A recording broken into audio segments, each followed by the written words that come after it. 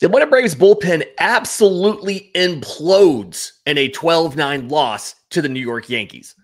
Let's talk about it. This is the Braves Postcast, your instant game reaction for the Atlanta Braves. Part of the Locked On Podcast Network, your team every day. Yes, welcome on into the Braves Postcast, part of Locked On Sports Atlanta, where we cover your Atlanta sports teams each and every day. I'm your host, Lindsay Crosby, author of the Braves Today newsletter over at bravetoday.com. You can follow me on social media at Crosby Baseball. That is Jake Mastroianni, host of Locked On Braves. Follow him on social media at shortstopball. Make sure you're subscribed to the podcast wherever you get your podcasts and on YouTube. And Jake, 12-9 loss by the Braves to the New York Yankees. And this one really hurts because Atlanta was doing a lot of great stuff early. 5 runs in the first 4 innings. They end up being up 7-2 in this game. And from that point on, they score 2 runs and they give up 10. And it's just Joey Wentz went 4 scoreless innings. And real quick, before we get in, I start asking you questions and get into this. This outing by Joey Wentz was the longest outing of his season by both innings, by pitch count. He hasn't gone over 50 innings or 50 pitches all year. He hasn't made it through 4 full innings all year. So you understand why they pulled him when they did. But every single reliever that comes out of the pen for Atlanta, whether it's Dylan Lee, Raisel Iglesias, Enwadi Los Santos, anybody, they just can't seem to keep the Yankees from scoring runs. Yeah, I mean, that's a problem. Like you said, it's not just one reliever tonight. I mean, it was all of them, and it takes away what was another good performance from Joey Wentz, and he was likely going to be done anyway, but I do wonder if there wasn't like an hour half inning when the Braves were scoring all those runs, if maybe you sent him back out there. He had been throwing the ball that well. Yeah, it's just bad. Look, I posted this on social media right before we jumped on. If you're 2026 focused, I still think you feel pretty good about this game because I don't think Enio de Los Santos is part of the future. I think he has good stuff. I don't think he's part of the future. Montero's not part of the future. Iggy's not part of the future. I don't even know that Pierce Johnson is part of the future. I mean, of the guys that really blew this, the only one that I think is part of the future of this team is Dylan Lee. But it still just hurts. I would love to see, I know how you have the win probability chart, that goes up and you post it whenever a team has a big comeback. I'd love to see what that was for Braves fans' confidence, because I bet midway through this game, there are fans thinking, we're back in this. We're gonna buy at the deadline. We're going to be in the postseason hunt. And then just like that, after a loss like that, it's okay. Who are we selling? Who can we sell now? The one guy that was looking really good was Iglesias, and he gave up a grand slam in this game. So it's crazy riding the roller coaster of emotions for fans too, because halfway through this one, you're thinking, oh, are they actually going to go on this run? Is this team actually good again? Are they going to get into the postseason? And now it's just like, okay, burn it down. Season over. Let's turn the page. Yeah. The StatCast win probability chart can't measure the fans, but for the actual game, it capped out at 96.1% chance of Atlanta winning after Ozzie Albies had that 2 RBI single in the bottom of the 5th. And so you go from there to obviously losing the game is just the absolute worst. And to your point, it's not super concerning for the future. But if you're the type of Braves fan, and I think that I fell into this trap, if you're the type of Braves fan that saw the win yesterday and then saw how the first half of this game went, and you said, hey, some of your best offensive contributions have been Ozzie Albies, who has been dreadful, and we were openly questioning whether he'd be back next year. It was Michael Harris, who's been dreadful, and we were asking him to go down to Gwinnett. When you saw it was those guys that were carrying the offense, Ozzie had probably the best game of his season in the middle of the best series of his season tonight, going 2 for 4 with 5 RBI, but they blow it. And to your point, if you're future focused, hey, this got you closer to the #1 overall pick. But I mean, you can look at that. And to your point, a lot of these relievers aren't going to be on the team next year, but seeing every single guy struggle like this makes me concerned that it's not just a talent issue. It's something bigger because they all couldn't seem to do it. Is it coaching? Is it game planning? what's going on? Am I just in my feelings too much about a really good offensive performance by the Yankees? Yeah, I mean, I think you have to give some credit to the Yankees. They are a good offense, and have kind of been scuffling a little bit of things. So they, they were due for a big come, and you kind of feel it coming. And you could feel the momentum switch there, obviously, in the big inning that the Yankees had. I'd say the only thing managerial wise is that, okay, you go to Iñigo de los Santos in a 5-run game. I'm fine with that. That's fine. And, full disclosure, spending some time with the wife tonight. We were watching a show. I had the game on mute on another TV, watching it at the same time. Mm-hmm. And I saw them go the break, and I didn't know who was up. I didn't know who was coming out. And then I saw Montero come out. And I said, okay, this feels like the game is in the balance.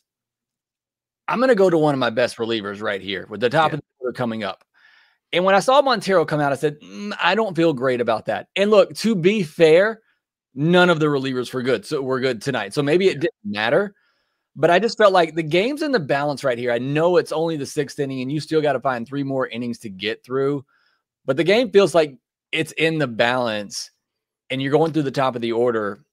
I'd feel much better with Pierce Johnson or Dylan Lee in that spot, Rafael Montero, and you kind of figure it out from there. That's the only thing that I kind of question. Again, I don't think that's too brutal of a managerial mistake. And like I said, everybody was bad tonight, so maybe it wouldn't have mattered all that much.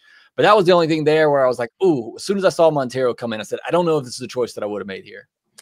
Yeah, that was it's Pierce Johnson feels like the go-to there because, and kind of elaborating on your point there, if you can hold that 7-2 lead, you can throw Dane Dunning for 2 innings, right? You can, I thought we would see him after Wentz came out and you'd combine those two for a full length start, but you can do something like that where you go and you maybe get it out of a higher leverage situation later. Get into the top up there. That absolutely had to be a better reliever than De Los Santos, than Montero and all of that. And that's kind of the big failure here. I do want to point out for Raisel Iglesias, the grand slam in the 9th. You talked about this yesterday. This is why you're CJ Nikowski's favorite analyst. You pointed this out, that the slider still wasn't that good last night. And the grand slam by Trent Grisham in the 9th, center cut slider. He leaves a fastball right there. And then he comes back to that same location hanging a slider. Is it like we've seen the Braves finally make the move of taking Marcell Ozuna out of the lineup and putting in the catchers on an everyday basis? Snitz said, I think it was either last night or today before the game, that he's going to keep playing them because they're both hitting. And we saw them do more of that tonight. Is this something where with Raisel Iglesias, like, have they been trying? I guess they've been trying to build his trade value up. Can you afford to let him still pitch the 9th inning if he's going to throw sliders and leave them there? Or does it not really matter because it's 2 weeks and he'll be gone in 10 days anyway?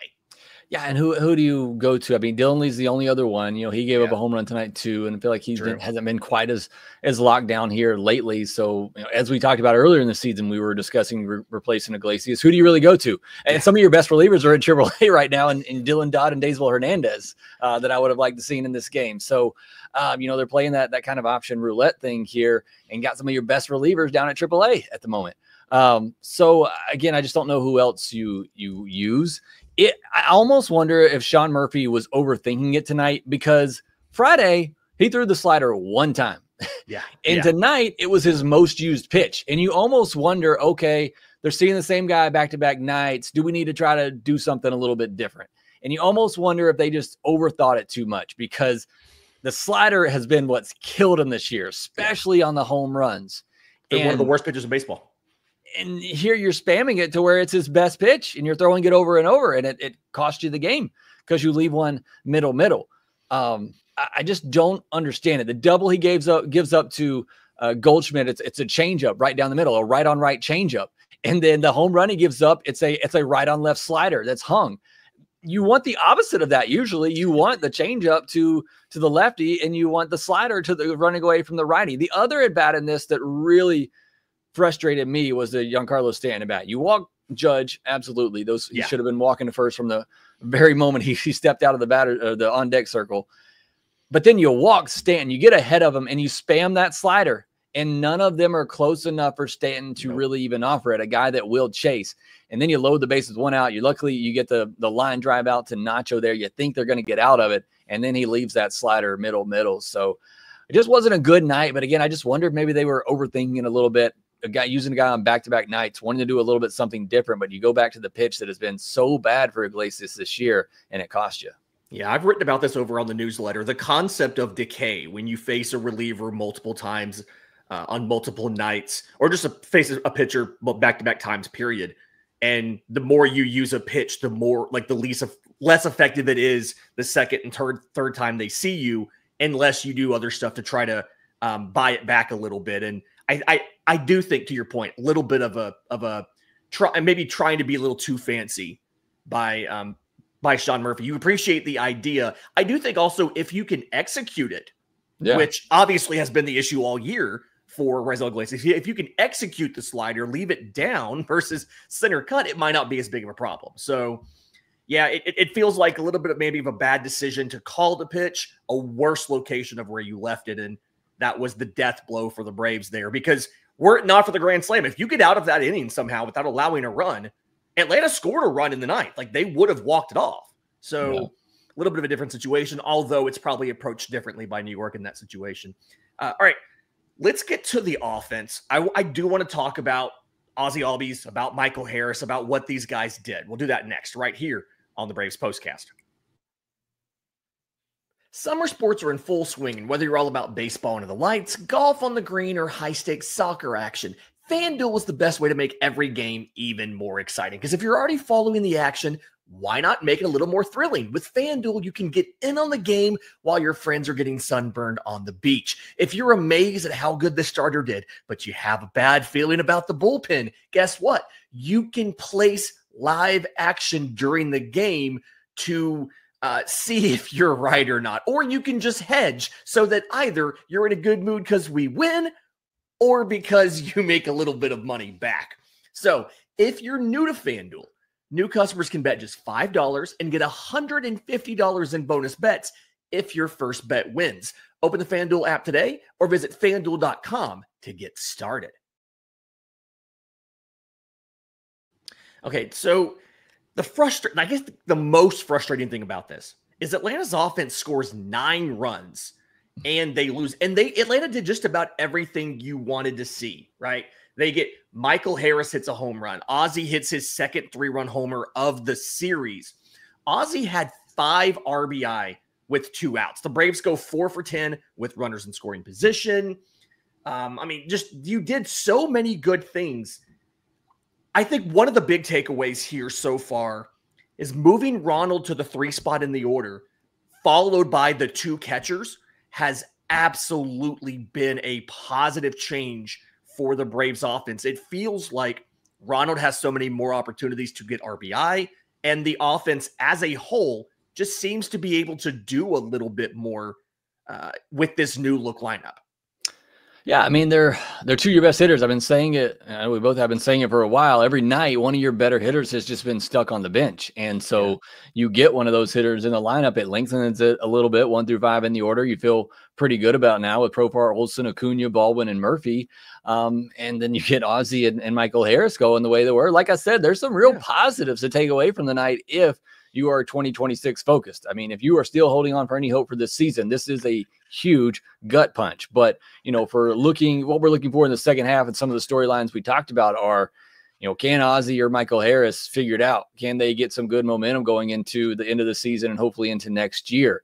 And that's, at least so far early on, things are looking pretty good for both of those guys. So, but yeah, I mean, the lineup, putting both the catchers in there, it's definitely has lengthened it a little bit and gives you some more hope. So I feel pretty good about the offense. Like I said, even in that Cardinals series before the break, I mean, we're now looking at, 5-6 game stretch here with this offense with both those catchers in there has looked really good. Like I said last night, though, it's probably a month too late. Yeah.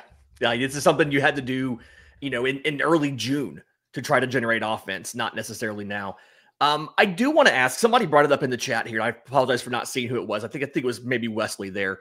Which loss hurts more, this one or the Diamondbacks loss where the bullpen gave up a bunch of runs late?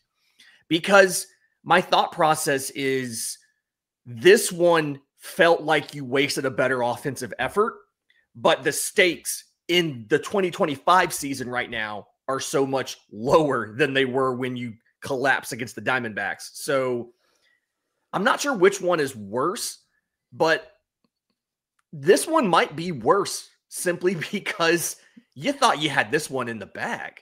I'm going to be honest. The game 3 in Colorado where the offense was just putrid and they lost that game, that one hurts even more than anything because you're facing one of the worst teams. You get a great pitching performance and you just can't score anything. Like that hurts me more than anything. But to answer your question, I mean, it's the Diamondbacks loss because you still had hope at this point. And while I've tried to remain optimistic and think that this team has some sort of hope in the second half, just because I don't want to come on in here every night and just talk about how this team's completely done for the season. This honestly did not faze me all that much tonight. And you could almost just see it coming when they had the big inning and made it 7-6.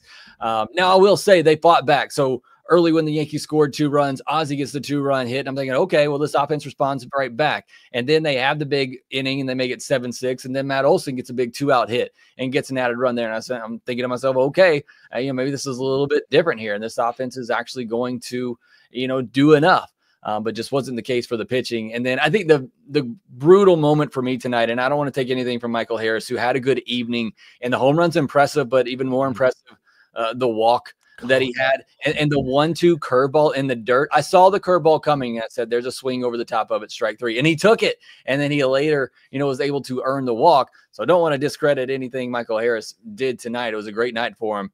But I think what sealed it for me was the bases loaded 1-out situation and they don't score. Yeah. And you get a big hit there or push another runner across. It might not matter if they still hit a grand slam in the end, but I just kind of felt like it for me when they didn't score anything there with the momentum that the Yankees had going, that just kind of added to it. And I said, okay, they're going to lose at that point. So I kind of had already had conceded defeat at that moment. Yeah. The bases loaded discrepancy there, I think was big because the Yankees got bases loaded against, I think it was Montero and De Los Santos. Yeah. And they got everybody in. Atlanta had them and they got 1. And I think that's kind of one of those, okay, yeah, this is not going to happen tonight. I will say, thinking back about it, the chat kind of agrees it's all the Diamondbacks' loss. I do think that one was a lot more abrupt. You did see Atlanta's bullpen here giving up runs in like every single inning. That Diamondbacks one was just, you went from being dominant to collapsing in the span of like 6 batters. So I think that's a little bit different there. But okay, so game 3 now, this is Grant Holmes versus Marcus Stroman. And the thing that's wild is now both teams have used their bullpens a ton in this series. You have to think that Atlanta, with Grant Holmes on the mound, has the advantage over a sinker baller who is dealing with reduced velocity in Marcus Stroman and a 6.66 ERA, which is just probably a sign that Atlanta really should win this game on a Sunday. But how are you, like, after tonight's loss, it's hard to go into Sunday and feel optimistic about the finale, isn't it?